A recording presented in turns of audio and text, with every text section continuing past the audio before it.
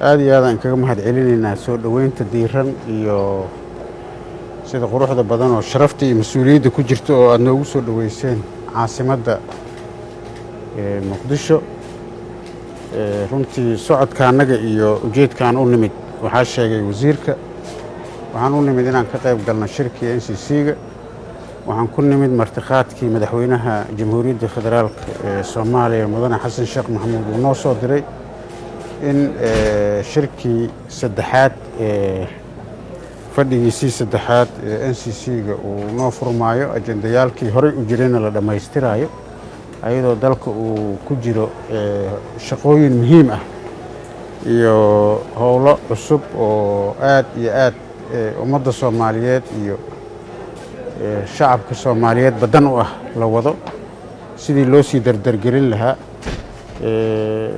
howlaha dawladdana loo sii adkeyn lahaa wada shaqaynta iyo isla socodka iyo midnimada ummadda Soomaaliyeedna looga wada shaqayn lahaa ayuu yahay. waxaana ilaahay ka rajaynaynaa in guulaha iyo horumarka dawladda federaalka ay bilowday oo ay ku hogaaminayso dadka Soomaaliyeed inuu suurto galo annagana aan u noqono garbihii iyo baalashii suurtagelin lahaa dadka Soomaaliyeed oo dhanna ay midnimadaas iyo wadajirka ay ka shaqeeyaan. aad u mahadsantiin wasiir. bishaaro shirkadda isgaarsiinta Somtel waxay ugu bishaaraynaysaa macaamiisheeda sharafta leh inay u soo kordhisay xirmooyinka adeega Dhamays Plus.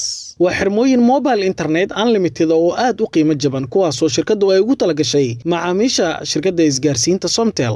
macaamiil ku shuba $5 oo hel data internet iyo ku hadal aan ka dhamaanaynin muddo 7 ah. sidoo kale macaamiil ku shuba $15 oo hel data internet iyo ku hadal aan ka dhamaanaynin muddo bil ah. macaamiil ku dooro xirmooyinka adeega Dhamays Plus xawaare sare oo aan xaddi lahayn. macaamiil uga shubo xirmooyinka adeega Dhamays Plus adeega idahab code numberka xidig 114 gees adeega idahab reseller code numberka xidig 304 gees. ugu dambeyntii waxaad bedelan kartaa airtime-ka kuugu jira adigoo garaacaya code numberka xidig 204 gees. macaamiil xirmooyinka adeega Dhamays Plus nafsadaada ku soor.